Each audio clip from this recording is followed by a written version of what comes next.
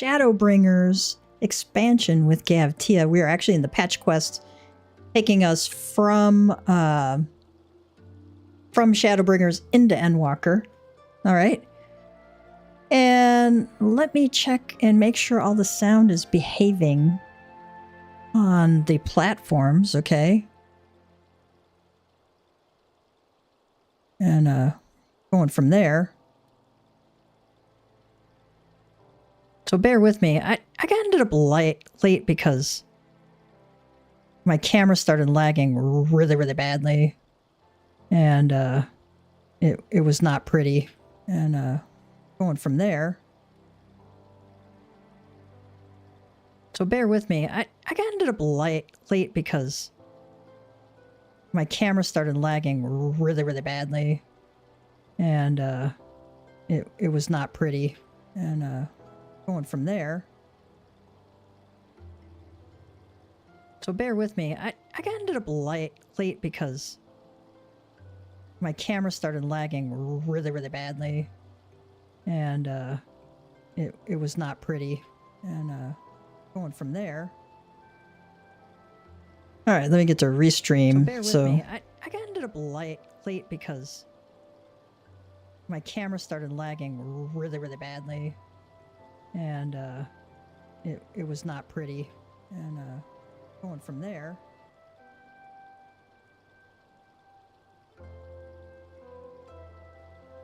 All right, let me make sure. All right, let me make sure everything is all good. All right, let me make sure everything is all good. All right. Okay, looks like we've got good sound. Botrix has successfully joined the channel. My apologies in advance if I don't get to see your chat immediately. I have my chat box down out of view. And I'm trying to make sure I can see it.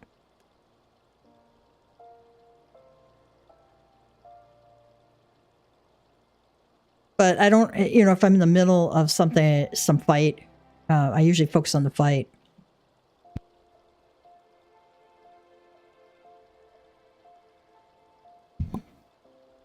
And if I focus on the fight, it's really hard for me to see the chat at the same time, especially if like it starts going like crazy. If it starts going like crazy and we get a lot more people joining, I'm probably gonna have to shift to a different kind of setup besides chat on my phone. All right, we are doing When the Dust Settles in the expansion or the patch quest, taking us from Shadowbringers into Endwalker. I always like to talk to the NPCs and get the optional dialogue because sometimes it's hilarious. Sometimes it has very important lore bits. So here's Estinian. I take it Alphino is fond of Ironvald. I know how he feels, but hand-wringing isn't going to help anyone. You had better have a word. Estinian, you know, he's ever the practical guy.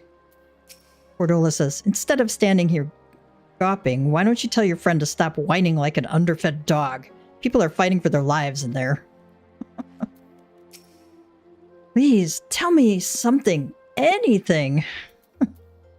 All right, our Frontisteri Convergent. Remember that Ironvald in the last episode had been injured very badly inside Pagothon in the tower. And so Fordola actually dragged him out of the tower and they brought him here by airship. The Convergent says, another one come to see the lad in silver armor? Master Damielio is attending to him as we speak. If you would be so kind as to wait. Alphino says, what did Master Damielio say? Give me his exact words. And we can say, enough, Alphino, this isn't helping, or let the Convergents do their work.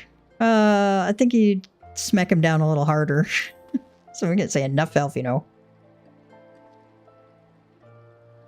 But you're right, forgive me. When we said our farewells to Ironvald, I was afraid that something like this might happen, but now that it has, all we can do is wait. Sometimes that is the hardest part when you have a loved one in the hospital.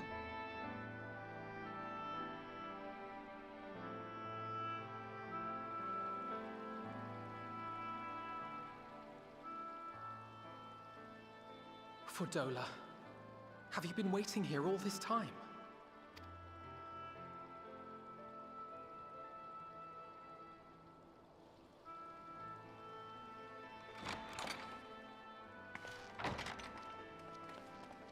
She just looks at him. We have done what we can. The rest is up to him. Those are very difficult words to hear too when you have somebody who's like in an ICU and you know, the medical specialist can only do so much. The rest is up to our own bodies sometimes to heal. May we see him?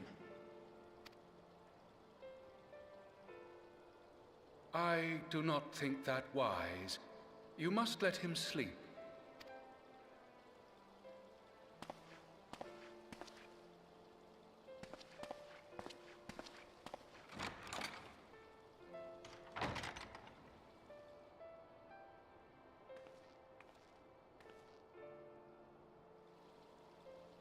Thank you for bringing him back. He owes you his life. I just wish I had been there. Perhaps, I don't know. Perhaps I could have... Could have what? Got tempered? Don't flatter yourself. You can't save everyone. No one can. Not even the warrior of bloody light. People die all the time, for no good reason. And those who take up the sword die quicker than most. If you're going to shed a tear every time a soldier falls on the battlefield, you'd best stay away. It's no place for the weak of heart. Rough words It from... may be that victory cannot be won without cost. That's rough words for a young soldier to hear. But all life is precious, and I refuse to shrug at its loss. Good for you, Alphino.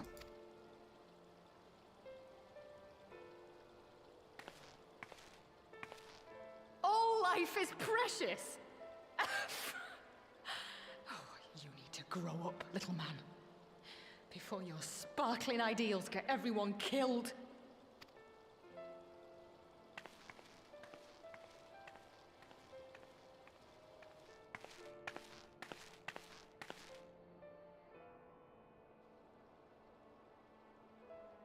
You're right. He is idealistic. But the world has more than its fair share of realists, like you and me. It's people like him who dare to dream that things could be better and make it happen against all the odds. They are the ones whose names live on forever. The heroes. The battlefield's littered with would-be heroes. At this rate, you'll lot be next. Fordola shares a lot in common with the Stinian, but she's very, very angry woman.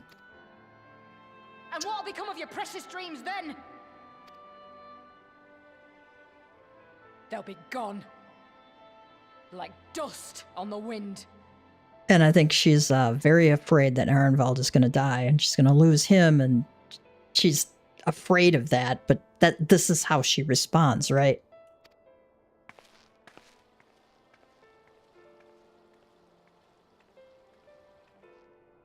Dreams worth fighting for don't die so easily. Justinian knows that from the Dragon Song War.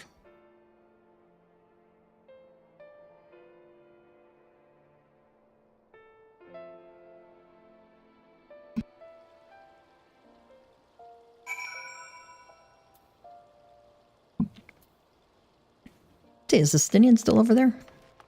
Yeah, he is. That woman, she plays at scorn, but her eyes are filled with sorrow. Sorrow deep enough to drown in. Yeah, she does. I wonder if she's around here. Nope, I don't think she is.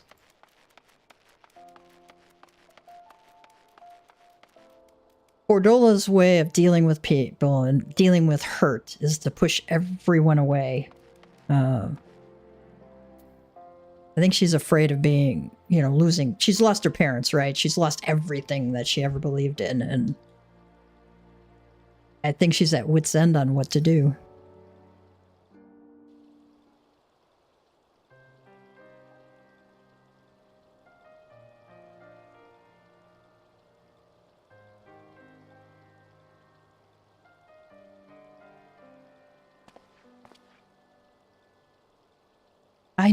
I know. There is nothing more I can do here.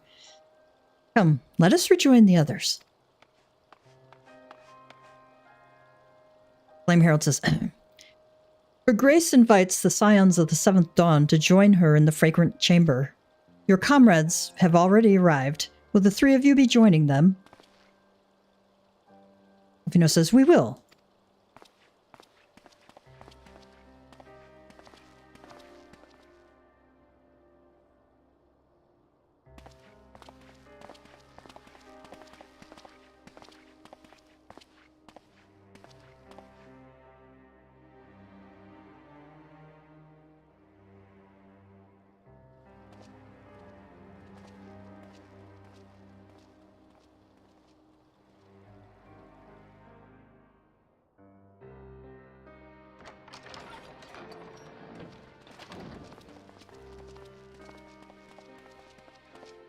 Your Grace, pray forgive us our lateness. Think not of that. I understand a close comrade of yours was wounded in the line of duty. Arenvold. I like how he says, we apologize for being late, you know, and they hadn't been given the message, you know. But that's sometimes how diplomacy works. It was at the Alliance's behest that he risked all, and we are grieved to hear of his condition.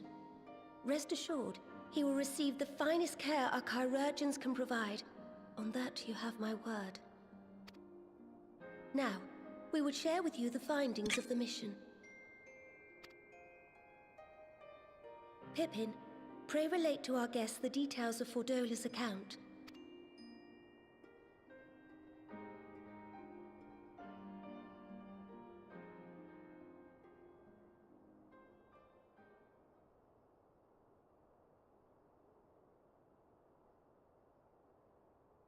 First Bahamut, now Ifrit. Or Lunar Ifrit, as Fan Daniel would doubtless have it. 'Tis now all but certain that the towers were conceived to facilitate the summoning of primals by those imprisoned within. Less certain is the means by which the Telophoroi constrain the wills of said entities to enact their designs in defiance of the pleas of their victims. Mayhap they do not. If mere proximity to the towers is enough to make loyal servants of the Empire's mortal enemies, it stands to reason that the same is true for those held captive. They were trying to say, you know, how did the Telophoroi make, you know, servants out of these enemies, right? And how do they make them want to summon these primals?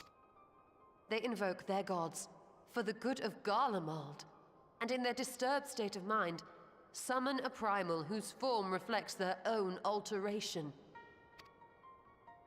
It all begins to make sense.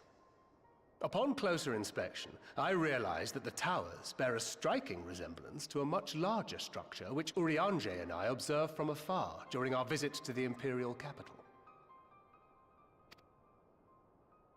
Assuming it too is capable of tempering those in its immediate vicinity, it would go some way to explain the swiftness with which the Telophoroi managed to rally so many Imperials to their cause.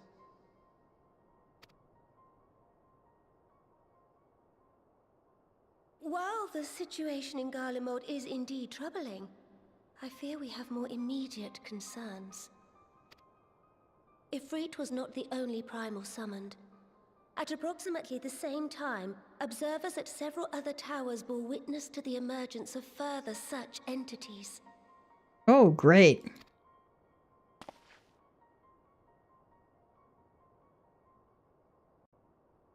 For a blessing, none appear to wield aught approaching the destructive power of Bahamut, and the Grand Companies are moving to deal with the threat even as we speak.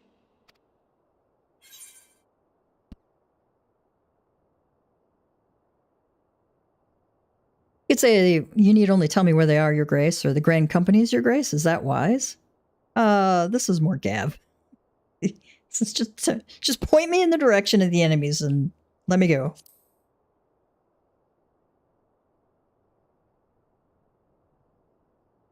Though we are aware that the task will not be easy, we would call upon the Scions only as a last resort.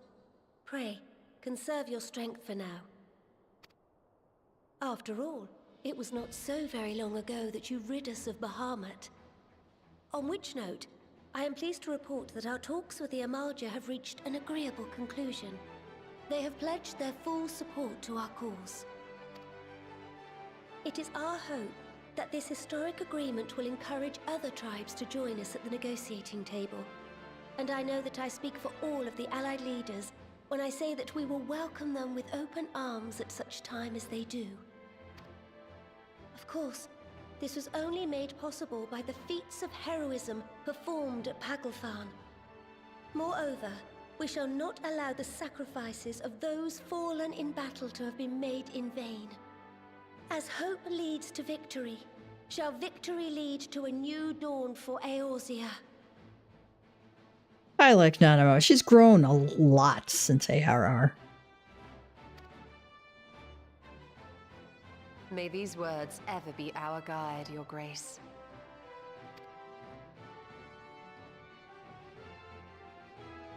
Now, if you will forgive me, I must consult with the Syndicate on the matter of our new allies' integration. Till next we meet, my friends, I bid you safe travels and blessed respite.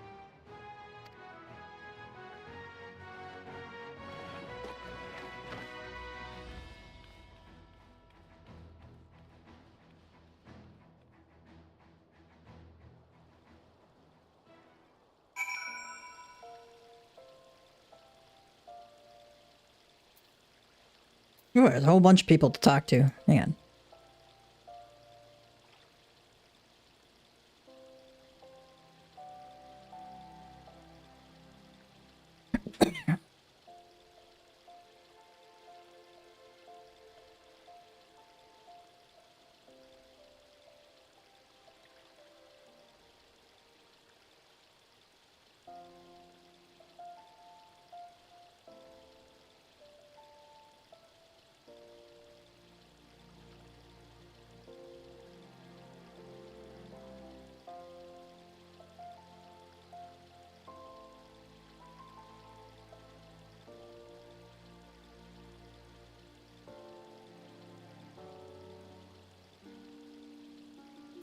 I had to remind people that I'm online. Livestream. I got started late, like I said. All right, let's see what Y'shtola has to say. Amidst this great push for peace with the beast tribes, we would do well to remember that old prejudices yet remain. It is a delicate political dance, and I do not envy the Sultana her task, nor any alliance member. Alfino says, we have won our first battle against the Talaforoi, and made significant discoveries to boot. The war has scarcely begun. We must steel ourselves for what lies ahead. Oh, let's see what Istinian has. If there is no reason to linger, I will take my leave. Of course. Ingrid says, even without the threat of tempering to contend with, the Grand Companies have quite a task on their hands. Regardless of Her Grace's protestations to the contrary, it may be best to dispatch a few of our own to assist in the endeavor. Remind me to mention it to Tataru, would you? Eorzea says, with the secrets of the towers thus laid bare, our duty to prevent further abductions taketh on new import. Fail in this, and our enemies shall punish our negligence with a plague of primals.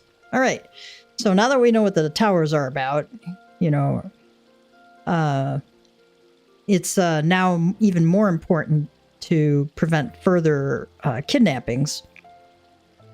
If we fail in this, our enemy will punish our negligence with, you know, an entire plague of primals.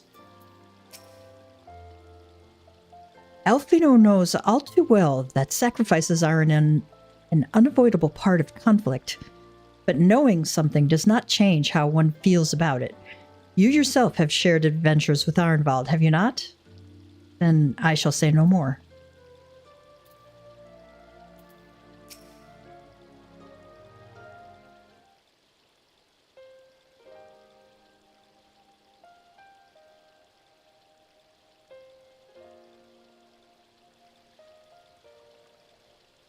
Right then. Unless anyone has any objections, I think it's about time we return to the Rising Stones.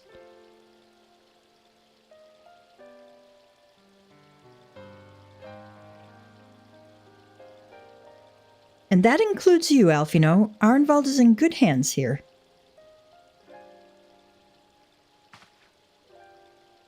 Alfino says, of course. He would doubtless mock me for pacing about the infirmary. Let us retire then, that we might regain our strength in readiness for the coming challenges. Ingrid says, if all are in agreement then, I shall let Kryl know to expect us. A hot bath and a hearty meal shouldn't be beyond arranging with the time available.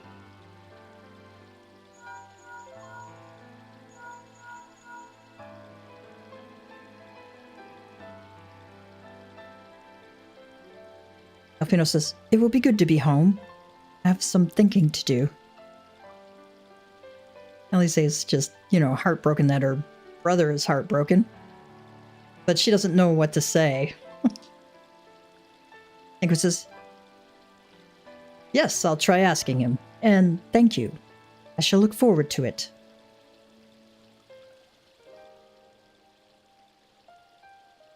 Ingrid says, our comrades eagerly await our return, and Kryl in particular has a few matters she is keen to discuss, one of which concerns you, Estinian, believe it or not. You will join us, won't you? I don't think Thancred is really giving him a choice there, is he? Estinian says, fine.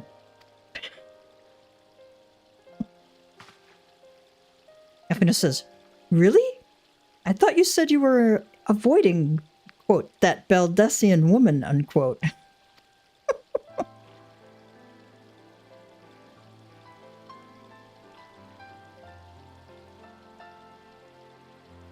Estinian says, if I refused, she would only pursue me.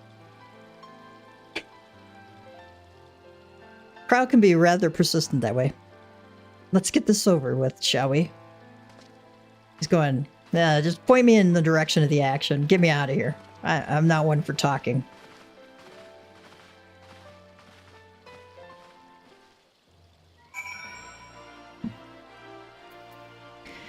I love how the writers and voice actors just go a really long way for giving them all these amazing personalities and quirks and fun stuff. Let's see if Bartholomew is like respectful to us. Beg your pardon, Scion, but I cannot permit you to enter the fragrant chamber at this time. Pray, step away from the doors. Bartholomew's gotten a lot more polite from our first days visiting when it's like, what do you want? Okay, back to the Rising Stones.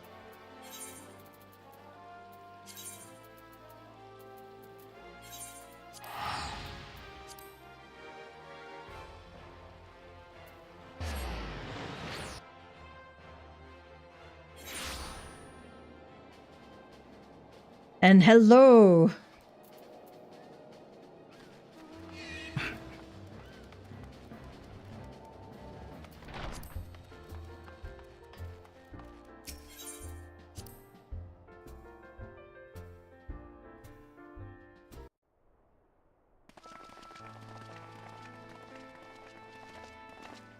Welcome back. I expect you must all be exhausted.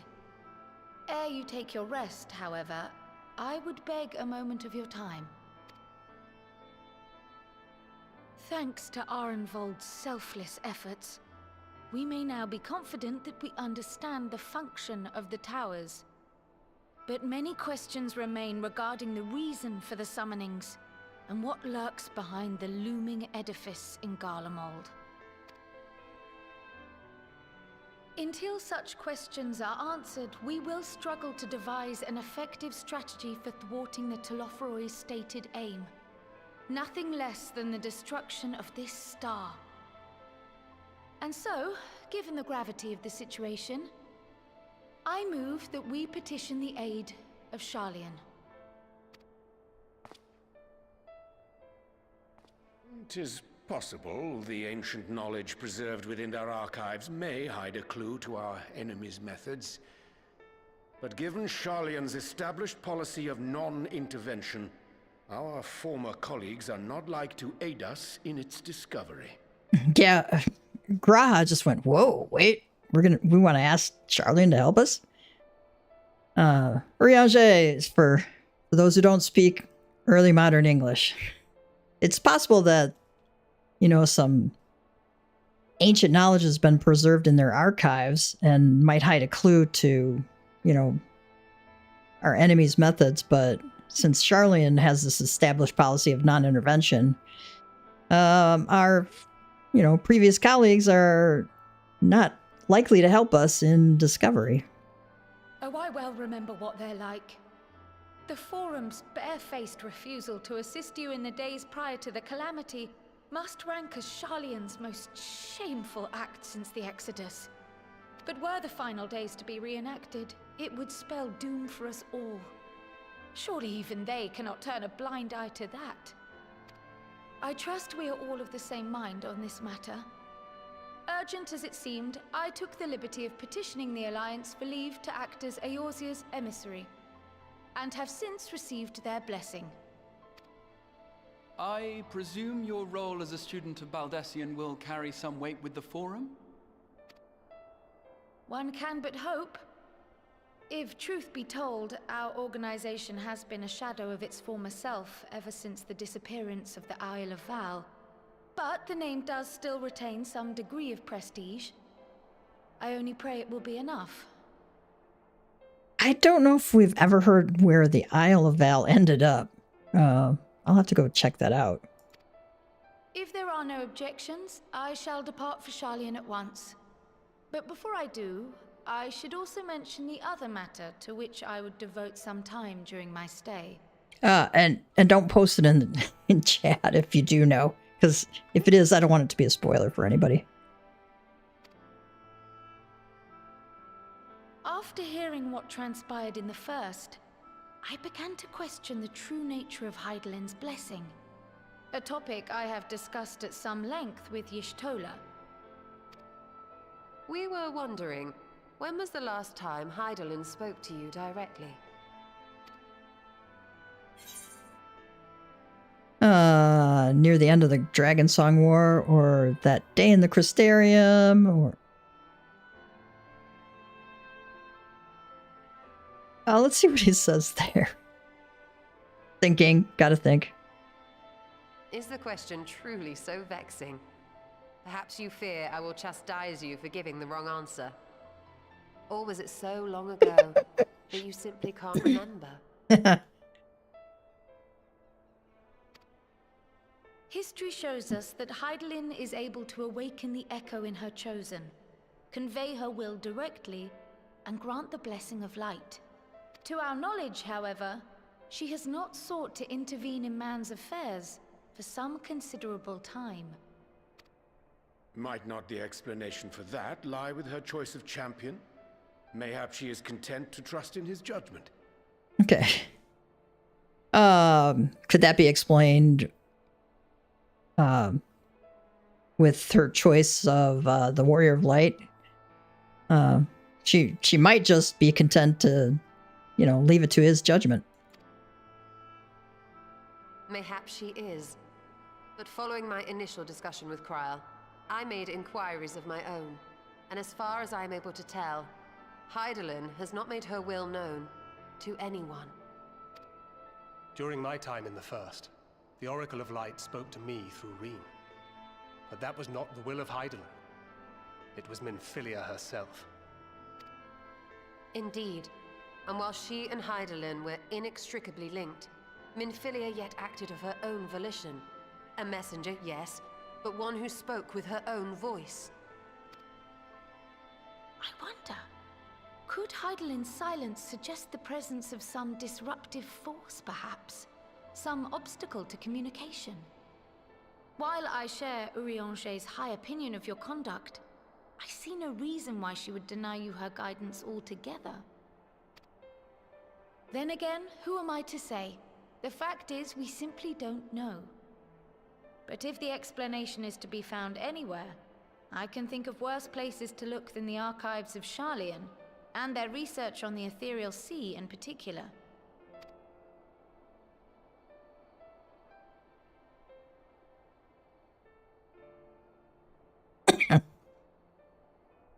Resolved though I am to go, believe me when I say that I take no pleasure in the thought of leaving you a member short. Now, of all times. Estinian, we stand on the eve of a struggle that will decide the fate of this star. One in which we Scions may play a telling part, yet we are but few in number. And so I must ask you again, will you join us?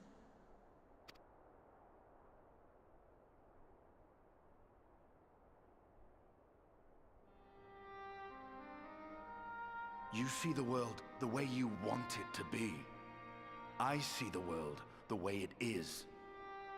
You are idealistic to a fault. But I know you would never turn your back on those in need. Never close your eyes to their suffering. And somehow, your deeds lend truth to your words, giving the lie to my doubts in so doing. I have seen others draw strength from your belief. In Ishgard, in Alamigo, you inspired them to stand up and fight. To win, no less. And even when you lost those you held dear, you carried their spirit with you and made their memory your guiding light. The burden of so many hopes and dreams would be too heavy for most to bear. But you bear it willingly. As you have shown me, some dreams are too important to let go.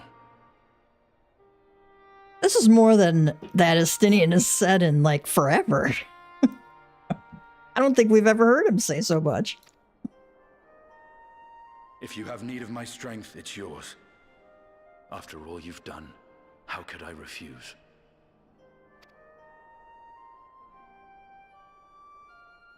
Thank you, Estinian. Whatever challenges await us, I shall not falter. You have my word. Estinian already knows that.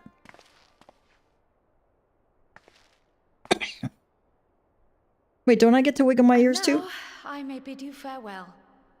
Safe in the knowledge that all is as it should be. In this little corner of the world, at least.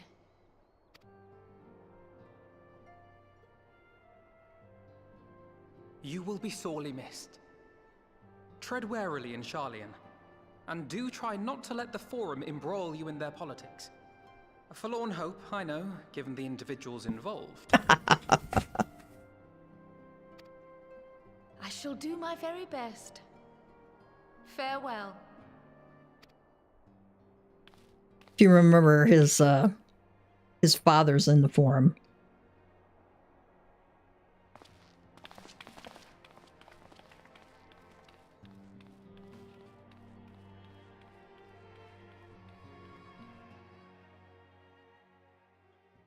All right, Estinian has joined us. Meanwhile, in the Imperial Palace, oh good, we get a Xenos. We get a Xenos scene. Let's look at all these weapons, man.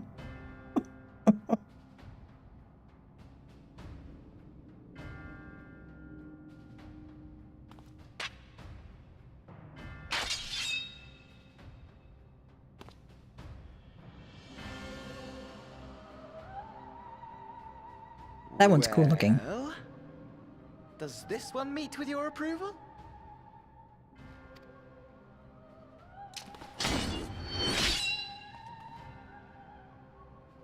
Apparently not. Or could it be that you're still upset about the dragons? You are unwise to remind me of so costly a failure.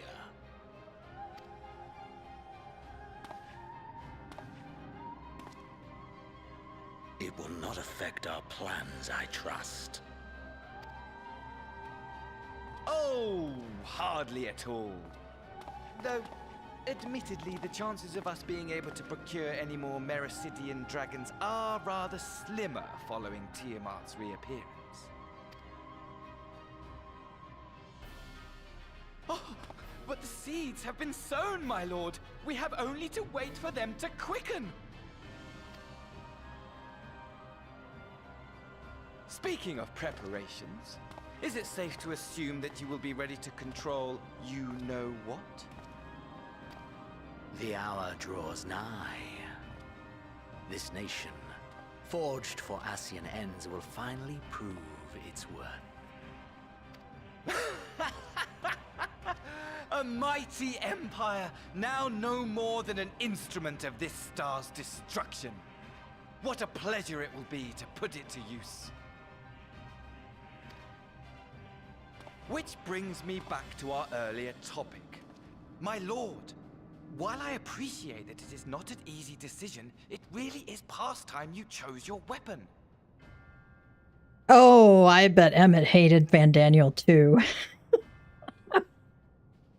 Oh, not the least of which is that Emmett Selk is very focused in his goal, and Van Daniel's like, you know, all over the place. I bet Van Daniel drove him crazy. Yes, I need more Xenos today.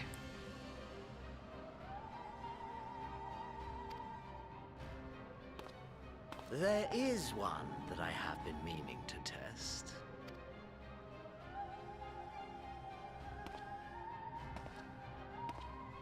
Well, not quite what I was expecting. Though I will say, it does seem rather apt.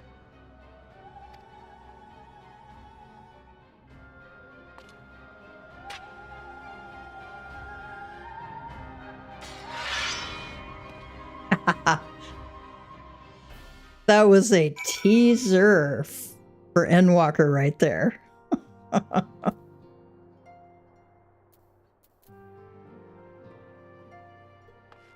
Imagine playing through Shadowbringers and you haven't, Endwalker hasn't come out yet. And you're going, yeah, what weapon's he going to pick? What weapon's he going to pick? And they cut to black. It's like, oh. We won't say how we were cheating on Xenos there. I don't want to have any spoilers for it. Let's just say the fight was very fun. Eorzea says, amidst all the fighting, it's easy to forget what we've achieved, isn't it? I mean, we cured Tiamat. Tiamat, for heaven's sake.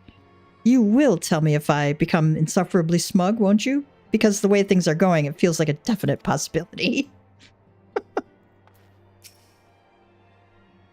Y'shtola says, none can deny that Heidelin's blessing has been a great boon to our cause, but much remains unknown with regard to her true intentions. Given everything we have learned from our encounters with the Ascians, we must keep our minds open to any and all possibilities. Thancred says, it strikes me as odd that rather than marching on one of the city-states, the Telophoroi have so far made only sporadic attacks. I doubt they'd go to the trouble of putting up all those towers if that was all they had in store for us. He's not wrong. If I am to pursue this course, I must be prepared for the hardships that lie ahead. Well, yeah. See what Eorzea says. Though we know not the full extent of the Telophoroi schemes, preventing further abductions must take precedence above all else, for therein lieth the key to depriving our enemy of its most potent weapon. Okay, Though we don't know everything about the Telafroy schemes, preventing further kidnappings must take precedence above anything else, because that deprives our enemy of its most potent weapon. I know he's almost done with Shadowbringers. Which makes me, you know, kind of sad almost, because I really enjoy this whole expansion a lot. The sudden appearance of the towers will surely not escape Forum's notice. I would like to think that they would be receptive to Kryle's request for cooperation in investigating the matter, but unfortunately their reputation would suggest otherwise. Stinian says, "If you've need of my lance, I'll be ready. If not, I'll be reserving my strength in preparation for the next battle. But since you're here, I have a question. The Scions are in close contact with the East Aldenard Trading Company of Kugane, yes? I was wondering if they could place an order for some sun-dried squid. I don't seem to be able to find it in these parts." Wait, who knew that Estinian likes sun-dried squid? Oh yeah, Endwalker's great too. I'm looking forward to that one too. Alright, we got all the optional dialogue done. Let's talk to Tataru.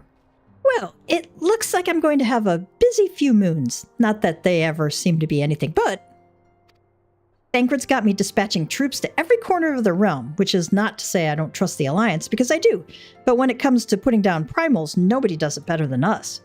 Well, then you lot, more accurately, you won't catch me trading blows with a primal in the near future. But for every fell fiend you vanquish, there's countless meals to arrange, baths to fill, sheets to wash, stores to replenish, and the list goes on. Which is where I come in, and gladly, mind you, it's the least I can do to support the Scions who risk life and limb, like poor Ironveld. Oh, I wish there was something we could do for him. But we'll just have to settle for saying the odd prayer and keeping a roof over our heads. It wouldn't do to have him come back to a complete shambles now, would it? But that's enough of my rambling. Off you go and get some rest. If there are any developments, I promise you'll be the first to know.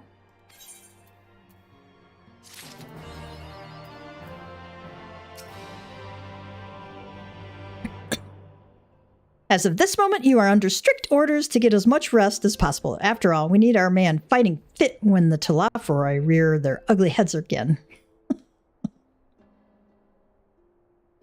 Always concerned about our resting.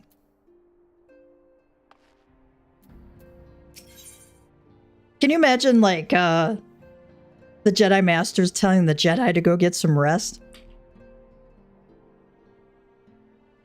Like, no, they'll just send them on another mission. Eorzea can tell you are itching to take the fight to the Telafroi. I wonder if they have anything new here.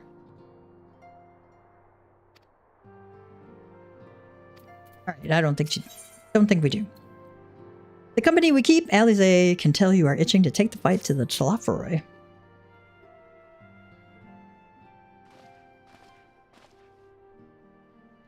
Ah, yeah. The Lord's telling you to rest well. With a maniacal grin on their face, right?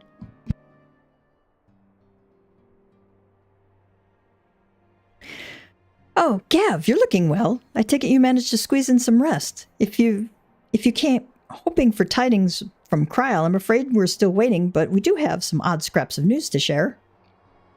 Tataru says, "Scraps," she says. "Lunar primals have been popping up all over the place, but the Alliance has the situation well in hand, thanks in no small part to Hoary Boulder and the others.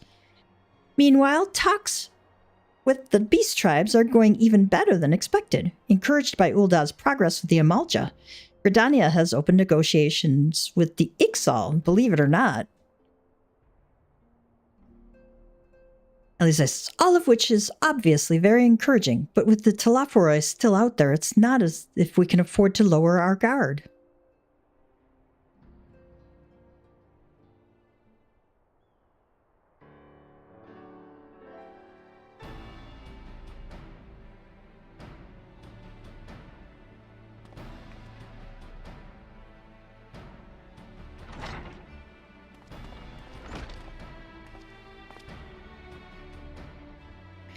Resistance Herald says, "Begging your pardon, but I come bearing an invitation from the Alliance. A A council meeting is due to be held in Alamigo, and your attendance is humbly requested. Elise says, oh, we were just talking about the Alliance. May I ask what's on the agenda? The Herald says, I believe the intention is to share news of recent developments and discuss what measures might be taken to combat the Talaforoi. In concert with our new allies, the Beast Tribes have also been invited. It is hoped that they will join us in the fight against our common foe. Y'shtola says, so the Alliance would bring all the Beast Tribes into the fold at a single stroke. An ambitious plan, given the delicacy of the negotiations, but mayhap an expedient one considering the threat we face. The Herald says, indeed, my lady, and for their part, I am told the Beast Tribes have agreed to attend. If the Scions, too, are present, all of Eorzea will be represented. Like Gav's gonna turn that down. Alfino says, to arrange such a meeting must have been quite an undertaking, not only diplomatically, but practically. Pray inform the Alliance that we would be honored to participate. We shall make for Alamigo without delay. The Herald says, then I will bear your answer thither with all haste. We look forward to receiving you at the Royal Palace.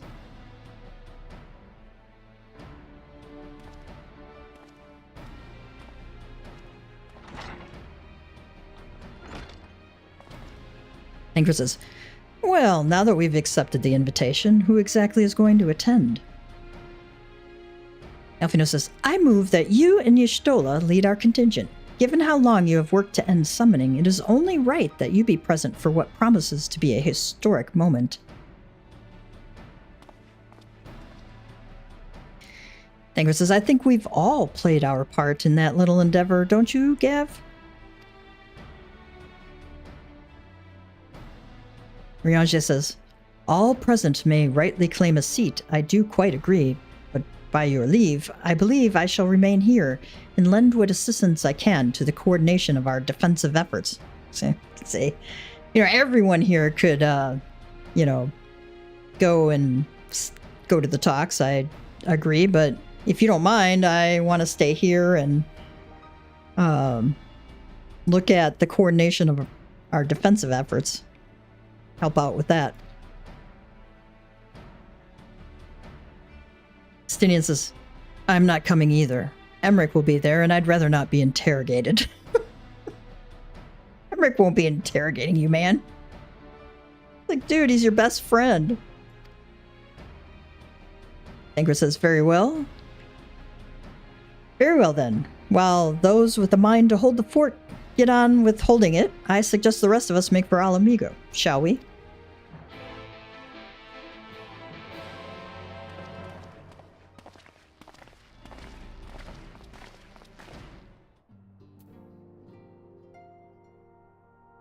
Oh, we got more people here. Okay. Ataru, don't forget to bring me something nice from Alamigo. Bring me a souvenir from your visit. I shall take this opportunity to gain a better understanding of Sir Estinian. Being Elizan of like age, 'tis possible we have interests in common. Okay. I want to make friends with Estinian, since we're both Elizan of roughly the same age. It's possible we have some common interests. They both look older, but they're actually in their 30s, I think, 31 or something like that. Mayhap I shall begin by lending him a favorite treatise or two from my collection. Oh no, don't do that, Uriache. Don't do that. It'll be the Elizan equivalent of War and Peace. Stinian says, don't worry, I have no plans to return to roaming in your absence. I know you'd only chase me if I did.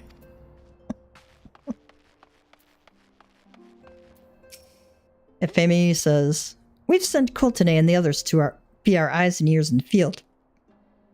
Wherever the Talaforoi appear next, we'll be among the first to know. Clement says, Eorzea has been teaching me how to cure tempering using a pork seed. I must say, the thought of you being in such close proximity to one of the afflicted is rather daunting. Ryo says, I've been keeping me good eye on the towers and telling others to do the same. Of course, I don't mean just us scions. I got a whole network of scouts to keep me informed. Well, good for you, Ryo. Keep forgetting if it's real or Ryle. Aenor says, Hoary Boulder certainly cut a fine figure as he set off on his latest mission. I was sad to see him leave, and my nights will be lonelier with just the one brother to keep me company. I love Aenor.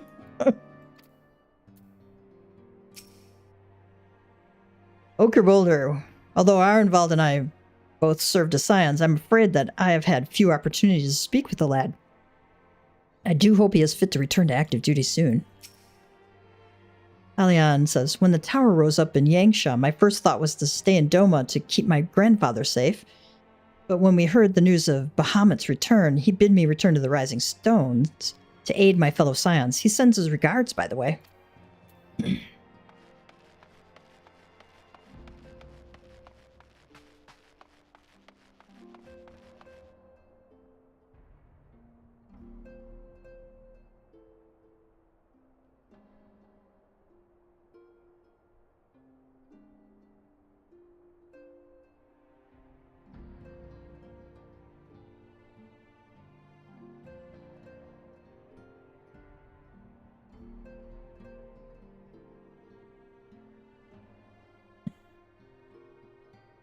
Somebody just sent me a message a little while that said, stuck on the plane because another plane has not left the gate. Oh, well, we moved a few yards on the taxiway. I hope he's able to make his connecting flight.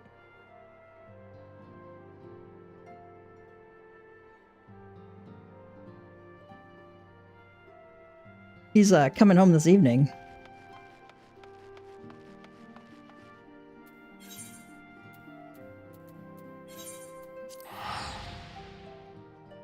Forgot I can just pour it out of here. I don't need to exit the Revenant's Toll.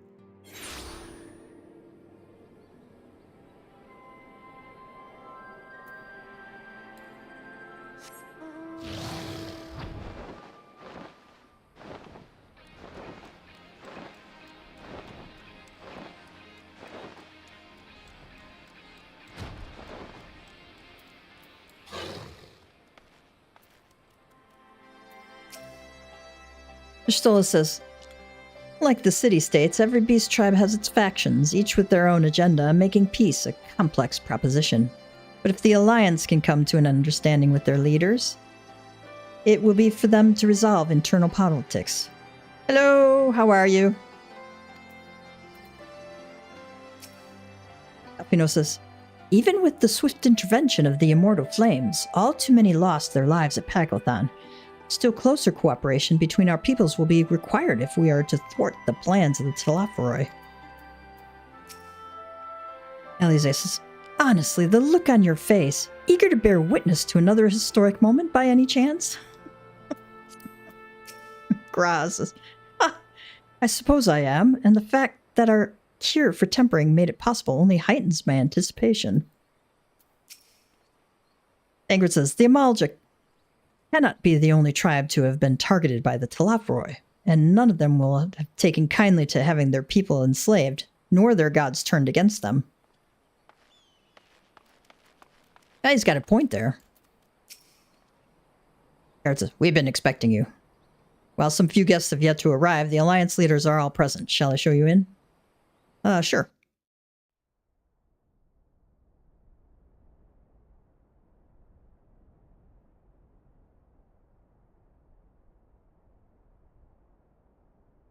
Quite a few here.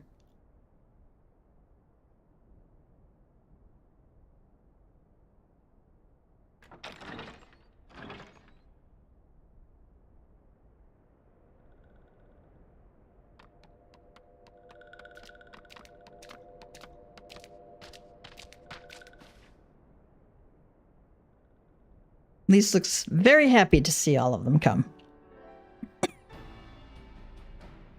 Esteemed guests, you honor us with your presence. As there is much to discuss, let us begin. How come we didn't get any of these other people some chairs to sit on? Information on our taken brethren you have, yes? Hear it we would!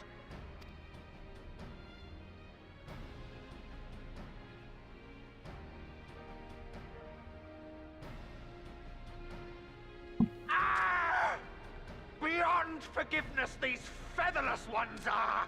With rivers of blood shall they pay. Freed our people must be! We too would see your kin liberated. But ere we attempt their rescue, we must first find a means to negate the risk of tempering. Without that, we will be unable even to approach the towers, let alone contend with their defenders. Oh, good. That's a fun fight. Did you like the dungeon too?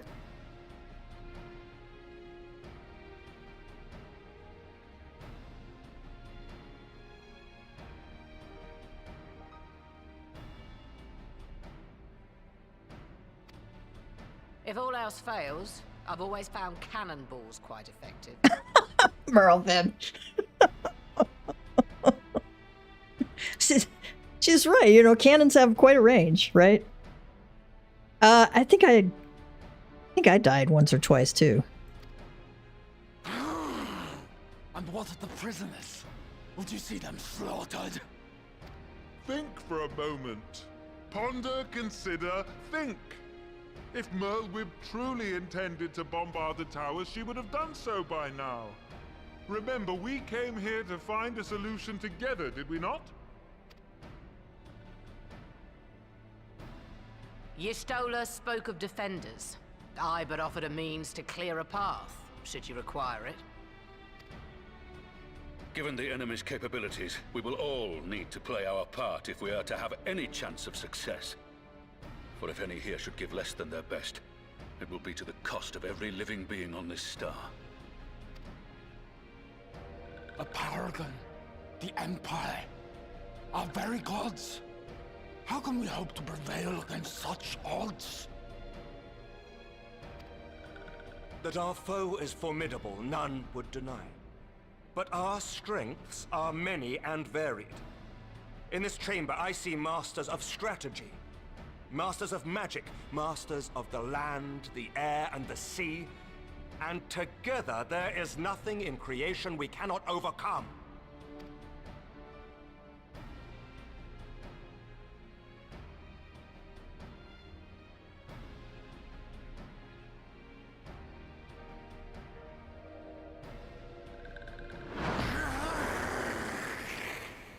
Like, whoa. Okay.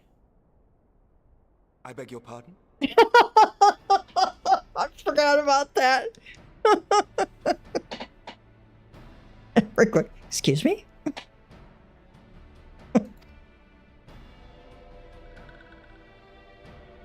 What is it, Soul Walker? Do not express your passion thus. No. We don't. A little pretty without gills, perhaps?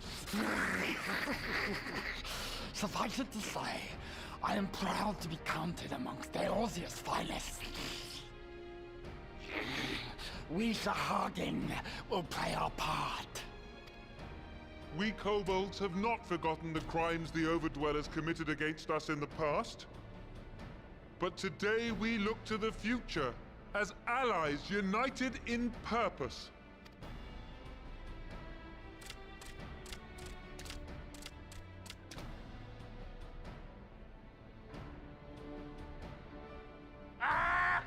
Make mock of the Ixal the Paragon does! Turns kin into puppets! Pits brother against brother! Free them from his grasp, we shall! As Patriarch Zadar will attest, the Scions have granted us a means to free your brethren from their thraldom. This boon we will gladly share, that your people might never be enslaved again. We accept! We accept! Praise be!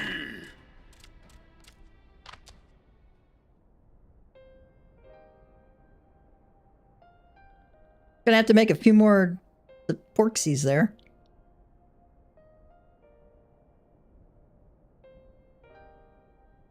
It's taken a while, but I do believe we might be one step closer to a world without primals. Would that Minfilia were here to see it. Oh. We still have a long way to go, and we're going to need a lot more porksies. but we're moving in the right direction.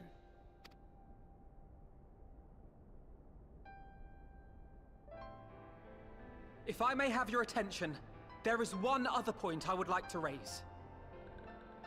As we can all agree, freeing those held captive must take precedence over every other concern. But experience has taught us that none save those with the capacity to resist tempering can hope to enter the towers unscathed. And even once inside, a still greater threat may yet await them, that which we call a primal. Needless to say, if we are to succeed, engaging with such foes can only ever be considered a last resort. And so I move that we seek to prevent them from being summoned in the first place. Yeah.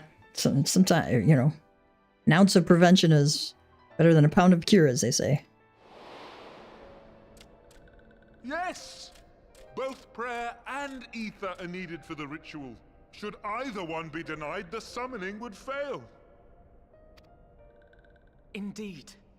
And so we must endeavor to discover the source of the ether on which the process depends. Do so, and it may present a way to halt the summonings, or perhaps even neutralize the towers entirely. A promising proposal. While you are conducting your investigations, however, we will need to remain vigilant, lest the Telophoroi commit further abductions and summon primals ere we have the means to prevent them. To stand a better chance of keeping our enemy at bay, we would do well to coordinate our defensive efforts, sending reinforcements to assist our neighbors when needed. We Amalja would have been overwhelmed were it not for our newfound allies. But say the word, and we shall come.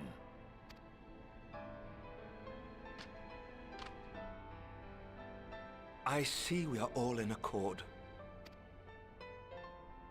But what are we to call this proud fellowship of ours? I submit that the honor of naming it should go to the scion whose brave efforts have done so much to unite Eorzea. What say you, my friend?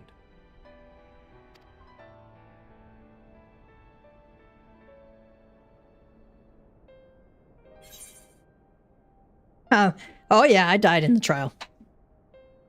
Definitely. But it's definitely a fun fight. It's got some interesting new mechanics in there. They're not that difficult. They're just different because we hadn't seen them before. And you do have to do a lot of moving around. It's not black mage friendly at all. So there is that. If you're trying to decide what job to bring in there, something more mobile is going to be better for you. What would we say? I would call it the Grand Company of Eorzea, or I would call it, one moment please. Let's see what that one is. Might I suggest the Grand Company of Eorzea? I remember a certain someone pondering it once upon a time, and it seems as fitting a name as any.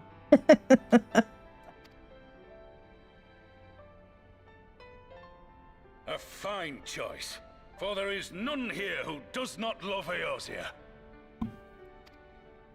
Aye, in that we shall ever be united.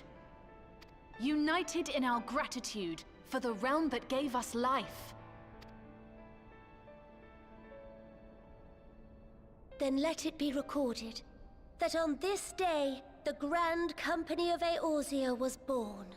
Oh, Alphino's been working on that one for forever.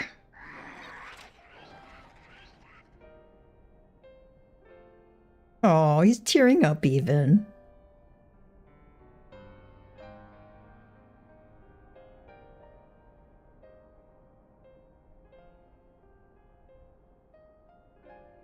How long have we dreamed of this moment? And now that it's here, Oh, forgive me. Might we speak outside?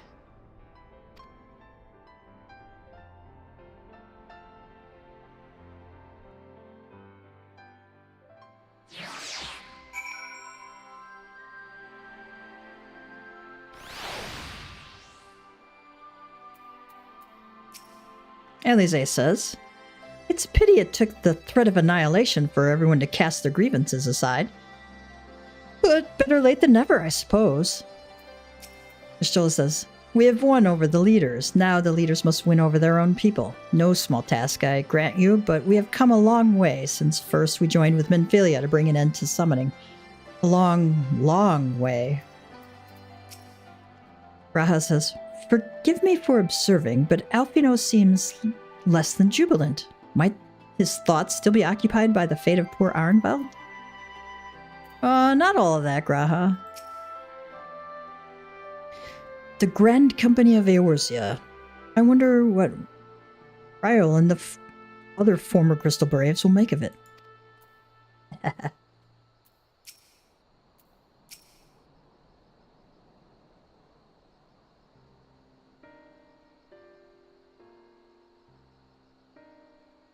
Well, now that we are out of earshot of the other delegates, I hope you will forgive me if I speak my mind. Let me begin by saying that I have dreamed of this day since the moment I first set foot upon these shores, and that I was as heartened as anyone to see the peoples of Eorzea pledge their solidarity. Yet even as they uttered their declarations, all I could think about was the conflict to come, of the sacrifices that would be made and the lives lost. Inevitabilities that I still struggle to accept. But at least now there is hope. The formation of the Grand Company of Eorzea is the first step, the first of many. Somebody is saying, "Many and more."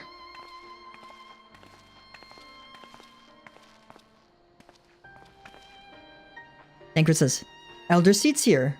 How might we be of service?" Kane Senna says, "I seek Master Alphino's assistance in a matter involving Gridania's neighbors, the Sylphs. I know that you and yours have long kept a weather eye upon the crystal trade, the better to predict the coming of primals, and so you will be familiar with the Sylphs of the Ashcrown Consortium. Through their dealings, they have cultivated relations not only with the city-states, but many other communities besides." Says, "Communities such as the Beast Tribes." "Just so. It is our hope that we may make use of the Sylphs' established lines of communications to coordinate the efforts of our new fellowship. Yet there remain certain practical differences between a trade consortium and a grand company. If the Sylphs are to perform their task effectively, they will require the counsel of one versed in the operational aspects of an armed force." Tancred says, "An armed force founded with the self-same goal in mind, no less."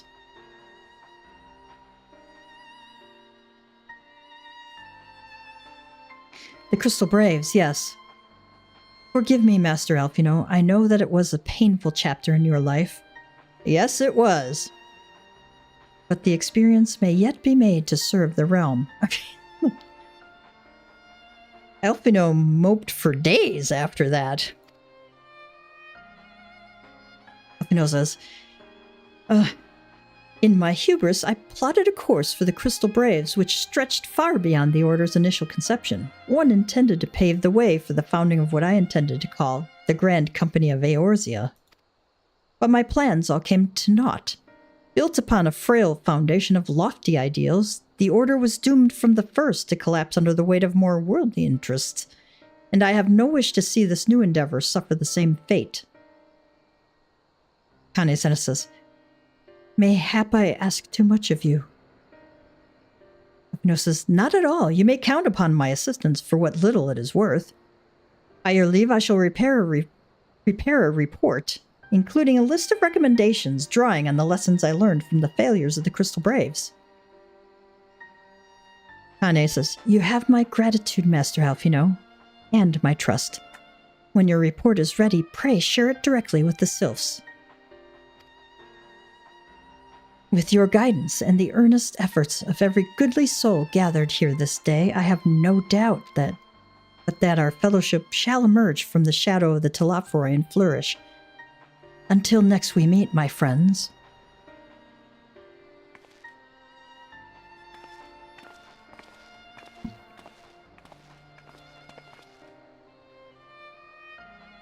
Before committing anything to writing, there are a number of people whose thoughts I should like to hear. Former braves, you understand.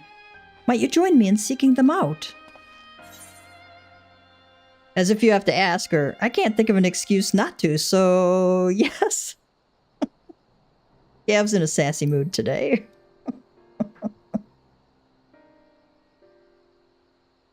Well, I shall be grateful of your help, grudging or not.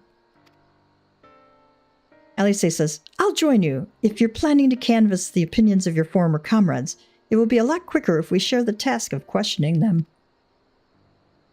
Y'shtola says, then mayhap Graha can lend a hand as well. I shall accompany Thancred back to the Rising Stones. Between us, I dare say we should be able to provide an accurate enough account of the day's events.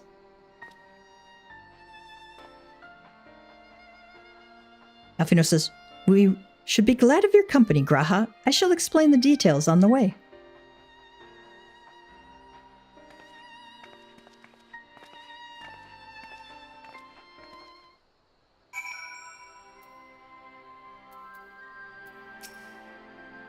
Alfino says, it will not be easy to revisit the past, but sometimes one must look back to see the way forward. Oh, yeah, sometimes.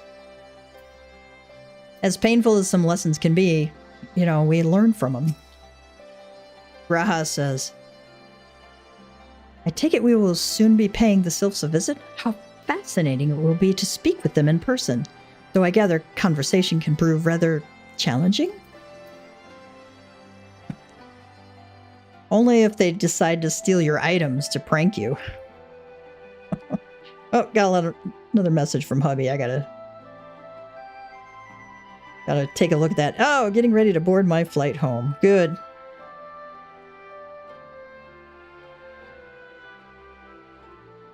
Sounds like he might be a little late. Oh, no, actually not.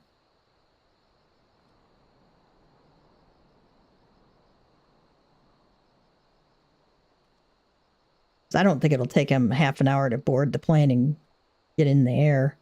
All right. Or maybe, you know, who knows? I'm trying to gauge when I need to start dinner so that, you know, it's hot when he gets home.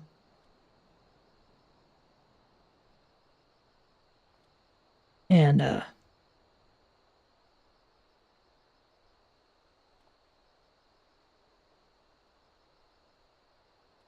oh.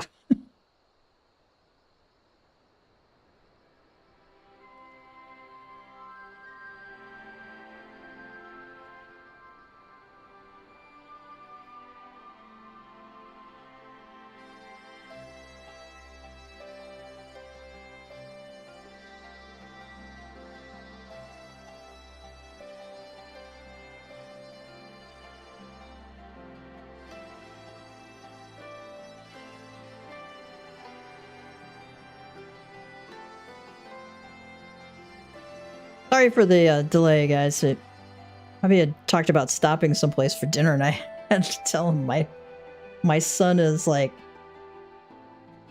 an hour away, and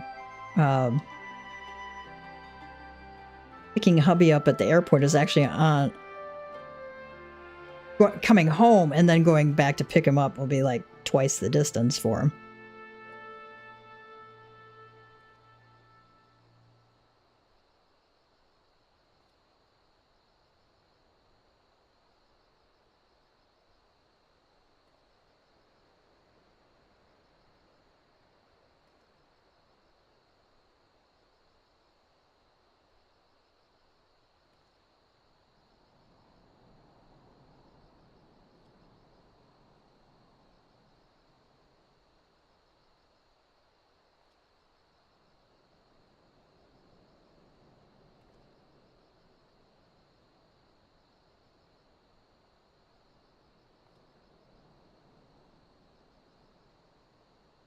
We'll get back to it in just a moment.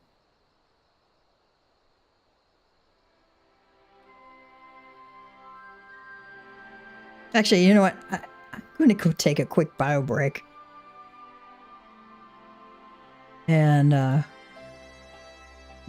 deal with this. And go to the bio break real quick. I'll be back in about like 5-10 minutes, okay?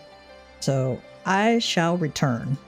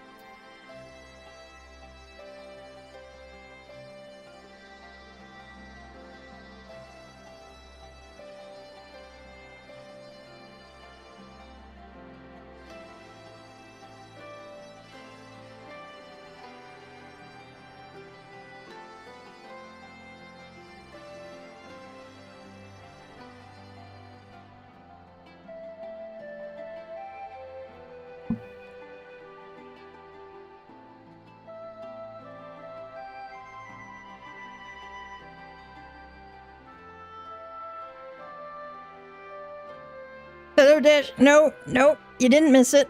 I just had to take a quick bio break, and hubby is about ready to get on the second of the 2 planes that he's on to come home, and I had to catch him before his plane takes off, because you gotta, turn off your cell phone. You have no communication at that point. So I had to touch base with him immediately. So, this is what you do when you're a mama cat, right? You gotta take care of family business.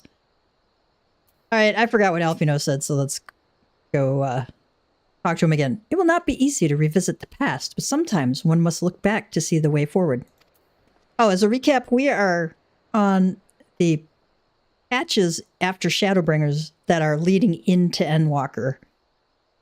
So right now we're building the base for Endwalker. I take it we will soon be paying the Sylphs a visit. How fascinating it will be to speak with them in person. Though I gather conversation can prove rather challenging. Oh, seeing Graha reminded me of this. I heard last night that they re-recorded a bunch of voice lines from not this past patch, but the one that came before, including, I think, Jonathan Bailey's lines. Because it caused so much controversy on, is he, was that a stand-in? Was that him? Was that not him? I'm pretty sure it was him. I had taken some clips of his voices in the Dawn Trail main story or early patches, and then the Dawn Trail, the one patch where it sounded completely different. And I think the voice analysis is going to say, no, it was him. It just was either closer or farther from the mic than usual, or he had a different mic setup, or he was, wasn't in a sound booth, that kind of thing. Because it just sounded like him with a much lower pitch. And if you talk closer to your microphone, it deepens your voice, So I got a feeling it was that. Some people were saying voice fatigue too. I have no doubt that plays a part in it as well. Oh, of course, he had voice fatigue when he was doing all the lines for Shadowbringers too. And that didn't affect his pitch, so I'm thinking more equipment issues than anything else. But apparently they re-recorded a bunch of lines of his. I haven't seen where that was, so I'll have to check it out.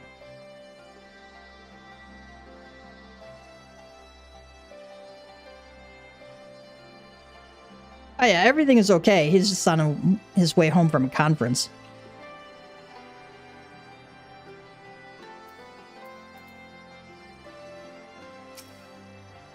Elise says, "So, that's the plan, brother mine?" Alfino says, "Before discussing the task at hand, I should probably admit that the report I proposed is largely written. Not long after that fateful day in Ul'dah, I penned a detailed account of the organization's history, from the events that led to its inception to the failings that brought about its demise. This I did primarily as a means of taking some semblance of responsibility. Never did I imagine that it might later be referred to by those seeking to form a similar organization. And while I made every attempt to be objective, the account was mine alone, its events viewed from my singular perspective. For it to be of use, however, it must be broadened to encompass the viewpoints of all involved. Only then can it answer what seems to me to be the crucial question, namely, why, after the Crystal Braves disbanded, did some members choose to remain with us while others did not?" Elise says, "I see. You think the answer will tell us something about the nature of the ties that bind our new grand company together, and that this knowledge might help us to prevent it from falling apart when those bonds are inevitably tested." Well, a lot of that had to do with the subterfuge going on from the Monitorists, right? Teleji and Lolorito had their hands a lot in undermining that whole thing. Elfino says, That is my hope, yes, but the questions I would ask are uncomfortable to some. As the former commander of the Crystal Braves, I doubt that those who abandon the cause would welcome my inquiries. Eorzea said, and then Graha and I will just have to try. Meanwhile, the two of you can talk to the ones who kept the faith. A fine suggestion. Have care, however. Certain of my former comrades are of questionable character. You know, I think Eorzea, of the two of them, Eorzea probably would be able to handle the questionable characters with no problem whatsoever. So keep your wits about you and let us reconvene in Gridania later on.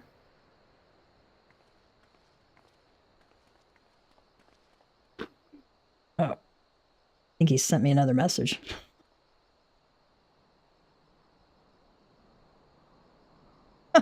Sent me an image of a plane. Okay.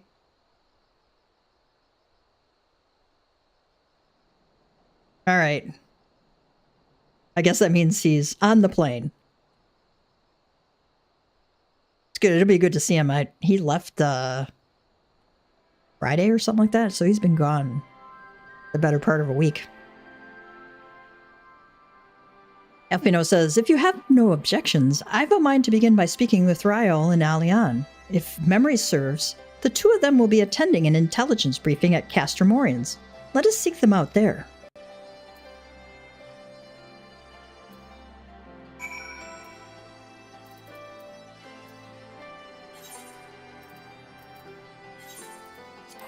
You know, I looked up how to pronounce Ryol's name, and I think it's actually real, but I'll have to look it up again because I keep forgetting.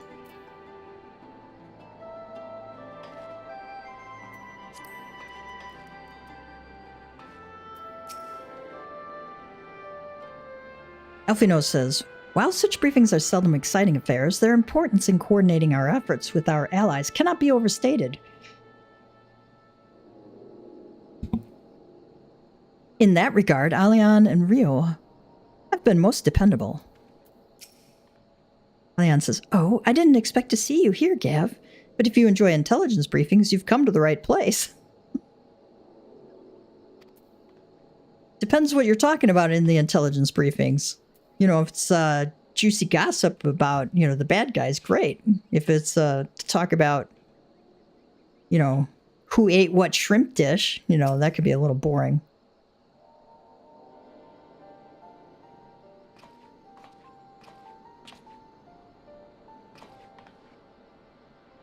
Real says, well, look who it is, and what brings you two here? Wouldn't have anything to do with the big meeting, would it? Afino says, in a matter of speaking, I have been assigned a task, you see, for which I require the assistance of former members of the Crystal Braves.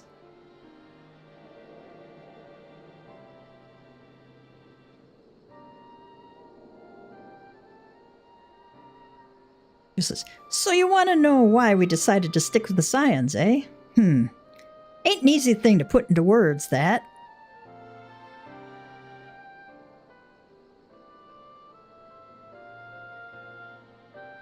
As Real will attest, I spent a long time agonizing over my failure to alert you to the traitors in our midst. For my negligence, I was captured along with many others, and we were powerless to prevent the tragedies that ensued. Not a day goes by that I do not think back to those fateful events. By joining the Scions, I hoped to redeem myself, and I will continue to serve the cause for as long as I am able. But that wasn't my only reason. When we were finally reunited at the Rising Stones, you refused to blame anyone but yourself for the fall of the Crystal Braves. And in spite of everything that had happened, everything you had suffered, you took us back without a moment's hesitation. We would not have blamed you had you turned us away, but when you gave us your trust instead, what else could we do but try to repay it?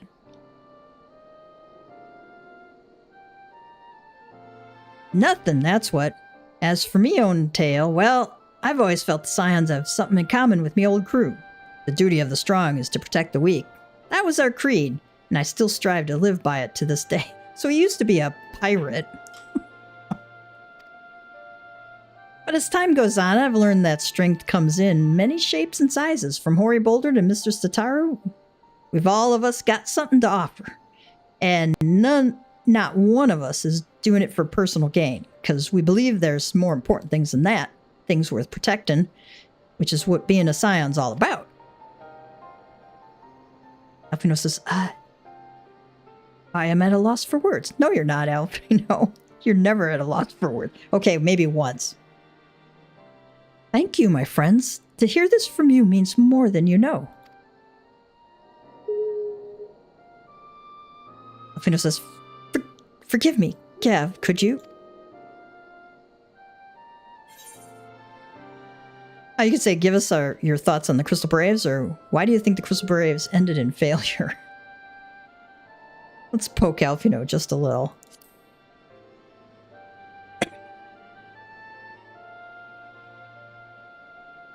Real says, well, its founding ideals were something to be proud of, but ideals alone don't make a crew. For every swab who signed up with good intentions, there was another one who was only in it for the coin, the glory, or both. Alion says, ours was quite a disparate band, and while I will never forgive Ilberd, the fact that we managed to function at all was thanks in large part to his efforts. Real says, just a pity he was doing it all for the wrong reasons, eh? Only takes one bad apple, they say, and the Braves had a barrel full of them. Not like the Scions. We might look like a ragtag band of misfits, but deep down, we've all got that shared sense of purpose. And why? Because Tataru sifted out all the glory hunters before they made it through the door. Alphino says, I see. So while our ranks comprise a diverse range of people, each with their own individual strengths, we are all united in purpose. Thank you, my friends. With your permission, I shall make a record of our discussion and refer to it when drafting my recommendations. Until we meet again. Everyone wonders what job Real has, because he doesn't have any weapons on him. We know he's, a spy. So I would be leaning towards ninja if you had any kind of job. Because he could be hiding those weapons, anywhere on his person there. Because they're small enough. And he's the sneaky type. Real says, after the company of heroes went their separate ways, I did try working on me own for a bit, and I'll admit it was nice being able to pick me own battles. But if you want to make a real difference, you need to find a good crew and stick with them. Leon says, speaking of former Crystal Braves, I have not seen Ergmus of late. Constantly away on missions as he is. I wonder how he fares.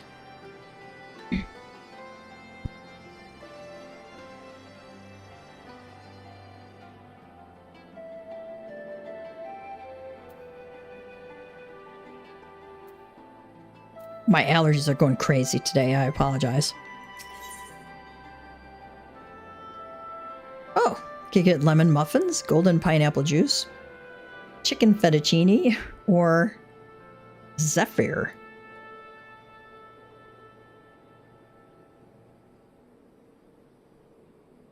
None of which are any good for my job. I might get lemon muffins. I think I could sell those on the market board. Okay, level 80 on official business. Alphino is keen to hear what Eorzea and G'raha Tia have learned from the Braves, who turned their back on the cause. Alphino says, well, I think we have taken up enough of our colleagues' time, and I am conscious that less life-affirming testimonies await. Let us make our way to Gridania and hear what the others have learned. Less life-affirming? That's a nice way of putting it. All right. Okay, they have nothing new. Go back to Gridania.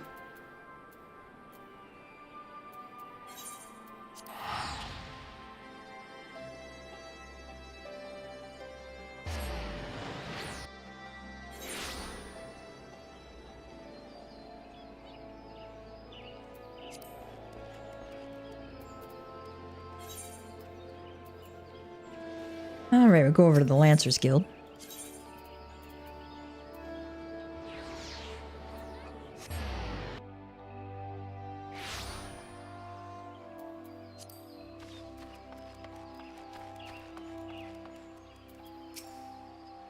Afino says, on the way there, I took the opportunity to write up my notes from our conversation with Alion and Rio. All that remains is to add Alize and Graha's findings, whatever they may be. Graha says, when Alize sets her mind on something, there is no stopping her. And her mind was truly set on finding former Braves. For a while, I even feared what she might do to them.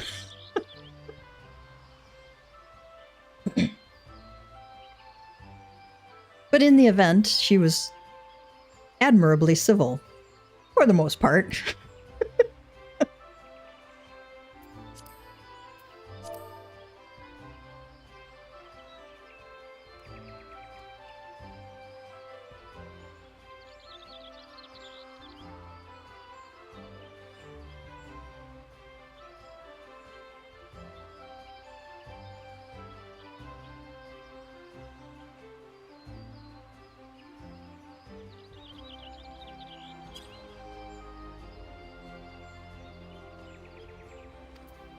I can just imagine what Alize would do.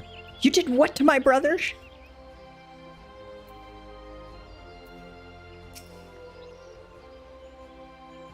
Thanks to Tataru's ever-dependable intelligence, we managed to track down a handful of former Braves without any great difficulty. Some were forthright, others less so, but we heard enough to form a picture. I must warn you, Alphino, some of their comments were harsh. Alphino says, I can well imagine, but their opinions are no less vital to my report. I seek the unvarnished truth. You know, when you ask for the unvarnished truth, most people, when they say, give it to me straight, man, they really don't want it straight. That doesn't mean you should be dishonest with them, but they honestly don't want it straight most of the time. It's just been my experience in life. Alphino says, thank you. I will set about adding your findings to my own at once.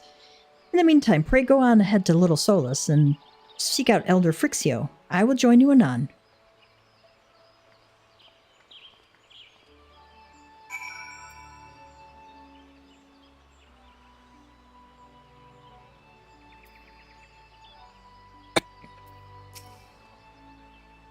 Leave me to attend to my report and join the others in Little Solus. I shan't keep you waiting long. I know how playful the sylphs can be.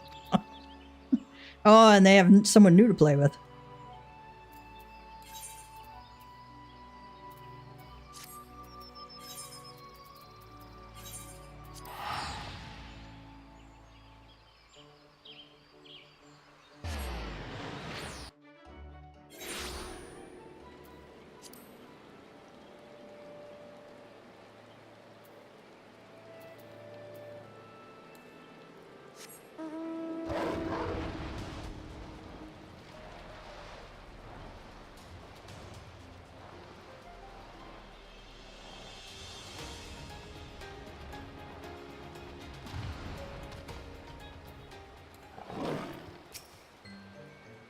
Now that I think about it, of the four of us, only you and Alphino have any real experience in conversing with sylphs. Still, it can't be that hard, can it? Well...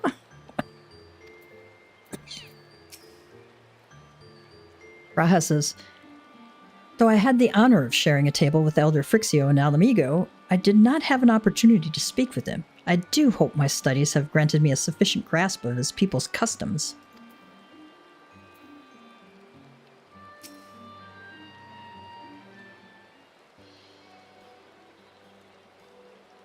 Welcome, Brave One and friends of Brave One. How good it is to see walking ones again so soon after the meeting. It's been a while since we last spoke. Should this one perform the customary dance of greeting? Yes. No, be at ease. It is true that these ones once delighted in making walking ones dance, but no more.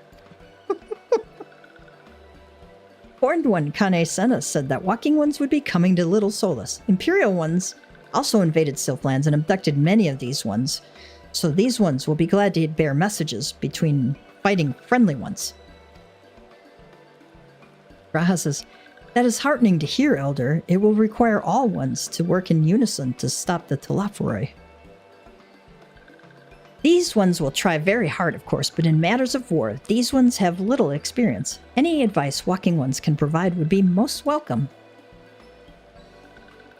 Oh, another pretty silver-haired one, and in quite a hurry, it seems. Alice, you must come quickly. Whatever's the matter, Alfino? Don't tell me you couldn't read my handwriting.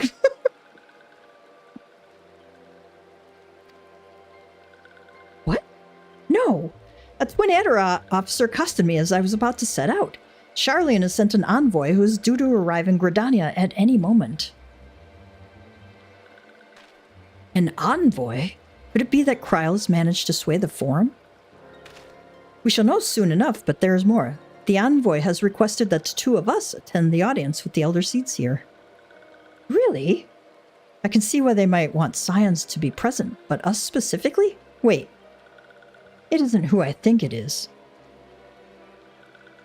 It is.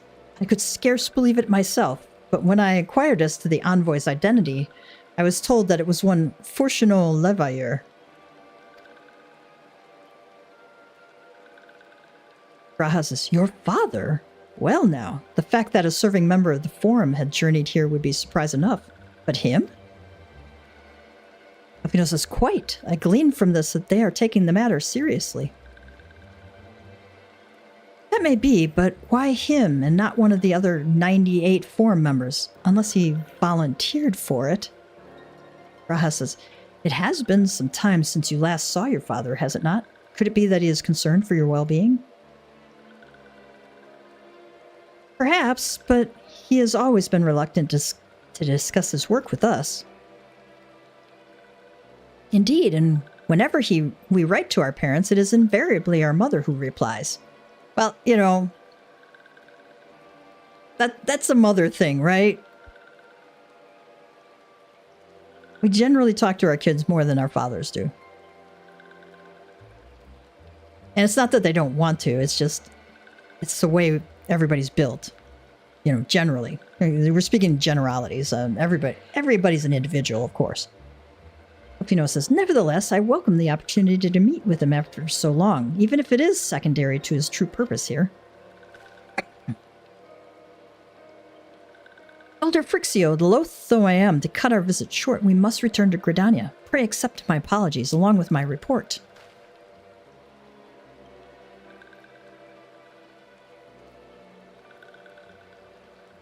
Frixio says, never mind, there will be time to talk later. This one won't keep walking ones from more urgent matters. Go! The audience will be held at the Lotus Stand, where the Elder Seedseer awaits even now. Let us be on our way.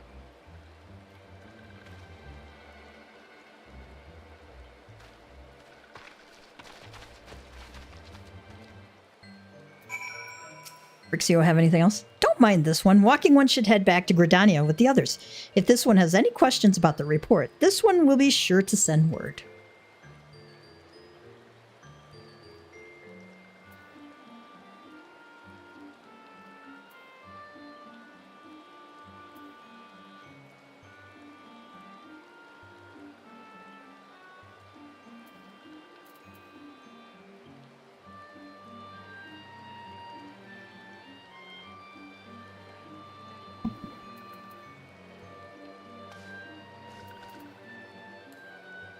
Wait, why am I doing this? I can just port back to Gridania. Do that instead of trying to fly somewhere.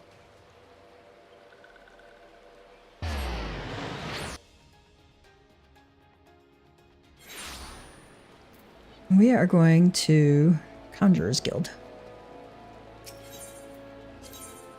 Let's head on over that way.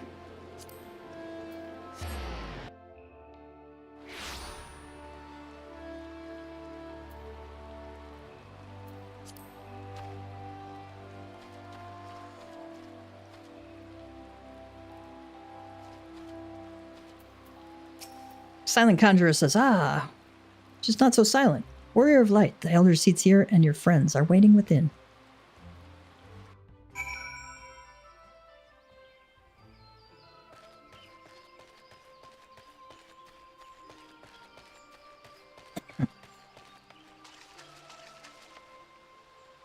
Well, let's see what everybody has to say.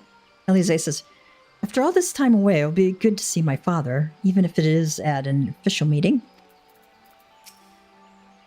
99 may seem like rather a lot of members, but before the Forum was founded, every person of age in Sharlayan was given equal say in its governance. Many of the institutions that are still active today were established by the people's vote, not least the Studium. As Eorzea and I were constantly reminded during our time there, it is an example of what can be achieved through absolute democracy.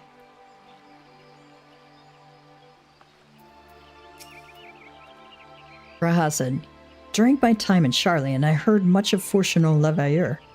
He is a gifted speaker, known amongst other things for the uncompromising application of foreign policy.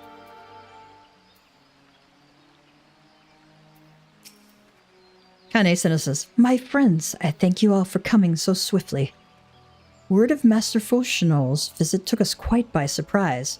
When the Alliance granted Mistress Kryl permission to request Sharlayan's aid, we did not anticipate so prompt a reply, much less that it would be delivered by a member of the Forum. What the nature of that reply may be, we shall soon discover.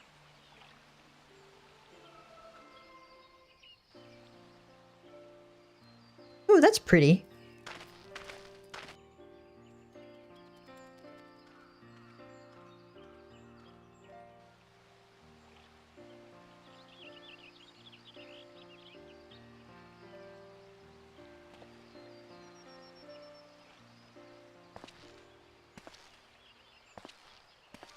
Elder Seedseer, I thank you for granting me this audience.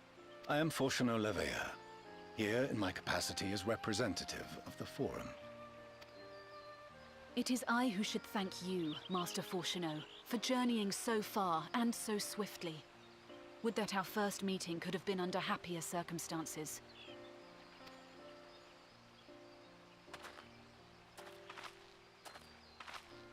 It has been too long, Father. You look well.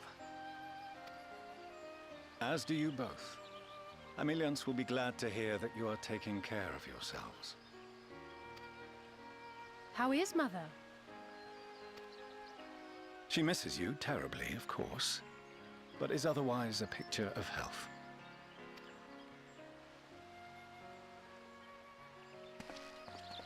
Circumstances apart, I'm grateful that our meeting has afforded me the chance to be reunited with my children at long last. And I believe I also owe you thanks for the hospitality you showed my father, Louisois, during his sojourn in Eorzea.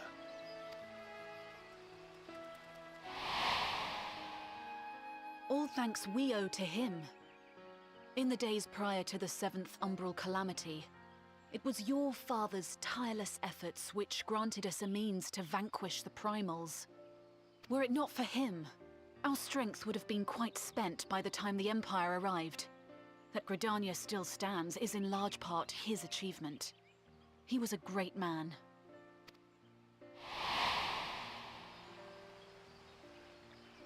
He would doubtless have been moved to hear you say so. I must confess, however, that I opposed his decision to intervene. And my position remains unchanged. We already knew that. Fortuno had tried to dissuade Louisois, and Louisois decided otherwise.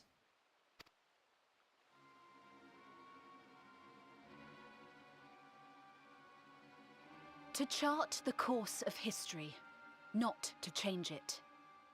I am familiar with the Sharlayan stance. It is more than that. It is our way of life, who we are. But I came here not to deliver a lecture, but the Forum's answer to your request. Sharlayan will under no circumstances intervene in the conflict between Eorzea and the Garlean Empire. Note how specific he is there. Okay? Very, very specific.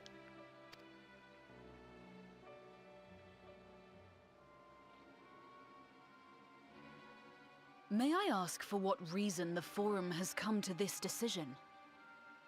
The final days spell the end not only for Eorzea, but the entire world. The final days? Pray spare me your hyperbole. This conflict is no more than the latest in a series of petty squabbles between yourselves and Garlemald. One in which Sharlayan will take no part. If the final days were truly upon us, we would know. He's not wrong about that part, that if the final days were there, they would know.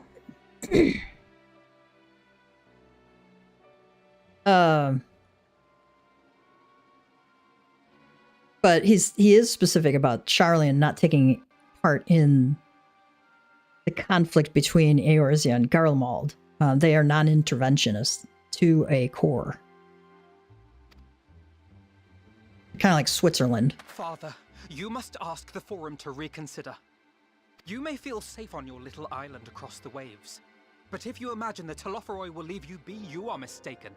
They mean to kill us all, themselves included. Alphino is right. We have seen what the enemy is capable of, the lengths to which they'll go. This is no time to turn a blind eye. If Eorzea falls, so too will Sharlayan. So if you truly love our homeland, you will join us. Now, before it's too late.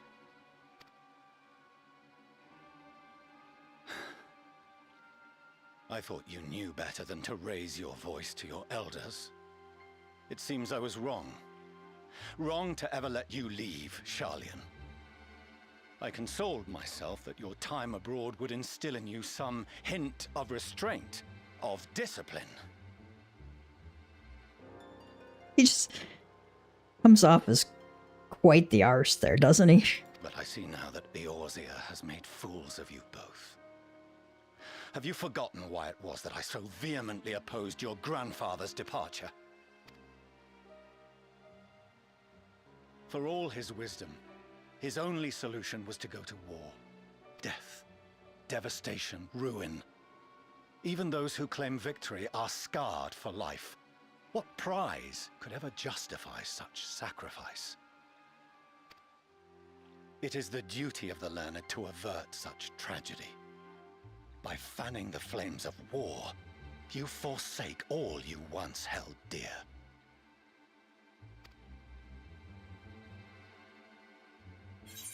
And as much as none of them like hearing that, as Master Nelson used to tell me in Taekwondo class, the best way to win a fight is don't be there. Okay, and he's not wrong about suffering of people who win the war. You don't unsee the things you see in war, and some of them are horrible. And so preventing that is not a bad thing. Better to fight and fail than wait for the axe to fall, or to ignore the plight of those one might conceivably save is not wisdom, it is indolence. It is in your power to save us. Refuse and you condemn us all. I'm going to go with the middle one. Those, I believe, are Louisoix's words. And Cap's going to throw it back at him.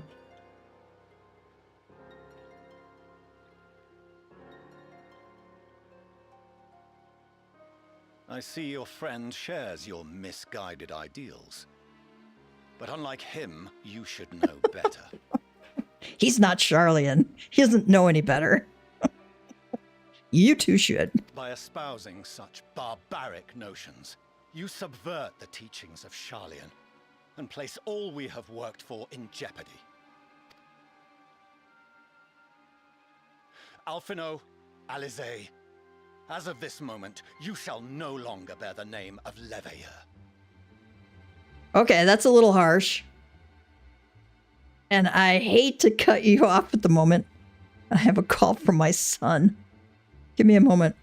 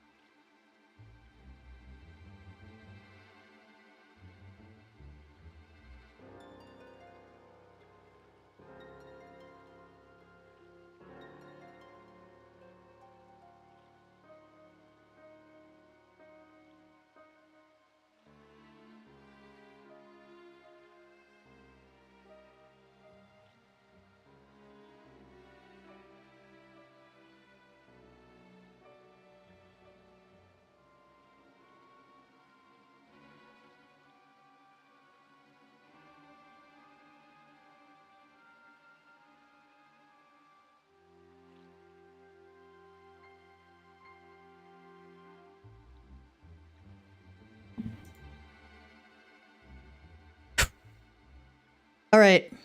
I'm going to finish out this conversation and then I have to go. Because I had something very urgent come up, but I can't quit in the middle of the conversation here. What? Father! How you choose to live your lives is no longer my concern. If you wish to walk the path of ruin, I will not stand in your way. That's kind of harsh for a father. Master Fortuneau, while Charlian may have no intention of intervening in this conflict, we can still part as friends. Will you not stay and speak with us, that we might learn of Charlian's hopes for the morrow? Oh, Kane-san is good. I have said what I came here to say. Any further discussion would be meaningless. For someone gifted in speaking. Wait! Don't bother, Alize. Not doing a good job. How can you stand there and watch him walk away? How can you let this happen?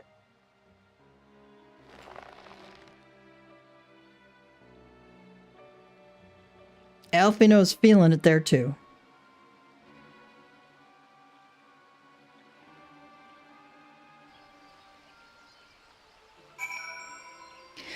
All right, folks. I apologize. It's a family kind of urgency thing, and I cannot stay on any longer. So, let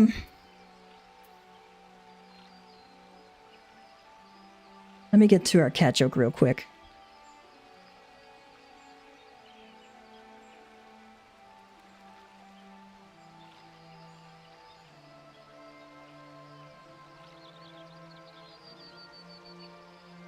All right, here's our cat joke for today.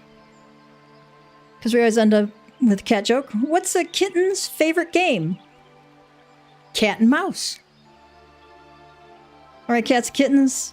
I may be doing a trial this Saturday night or not. I'm on the wait list to actually do the trial. So if not, we'll find something else to do. All right. And you all have a great one, cats and kittens. Mama Cat Gamer is signing out for today.